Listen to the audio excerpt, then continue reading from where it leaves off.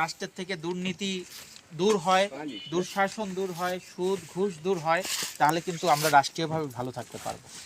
দেখা যাচ্ছে আমরা পড়াশোনা করি, ভালো রেজাল্ট করি, কিন্তু একটা ভালো চাকরি পাই না, কারণ ভালো চাকরি পাইতে হলে আমাদের ঘুষ দিতে হয়। কিন্তু আমার বাবার টাকা নেই দেখে আমি একটা ভালো চাকরি পাচ্ছি না।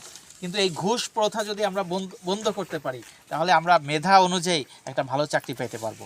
ঠিক কি ঠিক না? তাহলে আমরা দুর্নীতি বন্ধ করতে চাই, সুদ ঘুষ বন্ধ করতে চাই, আমরা বৈষম্য দূর করতে চাই। এই যে দেখো, তোমাদের মতো ছাত্ররা গত বছর জুলাই মাসে বিপ্লব করেছে, জীবন দিয়েছে, রক্ত দিয়েছে, কিসের জন্য?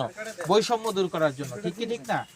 তাহলে আবার যদি নতুন করে এমন কেউ রাষ্ট্র ক্ষমতায় আসে, তারাও বৈষম্য করবে, তারাও দুর্নীতি করবে, তারাও চাঁদাবাজি করবে, তারাও ঘুষ খাবে, তাহলে কিন্তু পরিবর্তন হবে না।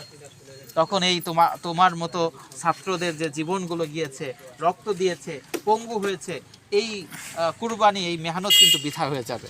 এই কারণে আমরা সামনে নির্বাচনে একজন সৎ যোগ্য ব্যক্তিকে ভোট দিতে চাই। ঠিক কি ঠিক না?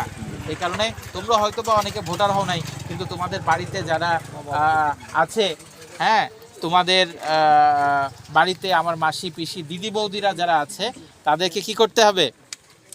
তাদেরকে দাওয়াত দিতে হবে হাত পাখা মার্কায় ভোট দিতে, বাড়ি যেয়ে বলতে হবে।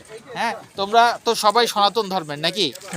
হ্যাঁ, তো বাড়িতে যে বলতে হবে যে আমাদের এক দাদা, একটা বড় ভাই নির্বাচনে দাঁড়িয়েছে, হাত পাখা মার্কা, তোমরা সবাই আমাদের এই মারুফ ভাইকে ভোট দিবা। ঠিক আছে, বলবা তো সবাই ইনশাল্লাহ? হ্যাঁ, আর তোমরা এই এলাকার মধ্যে হাত পাখার পক্ষে কাজ করবা। কাজ করার জন্য তৈরি আছো সবাই? হ্যাঁ, ও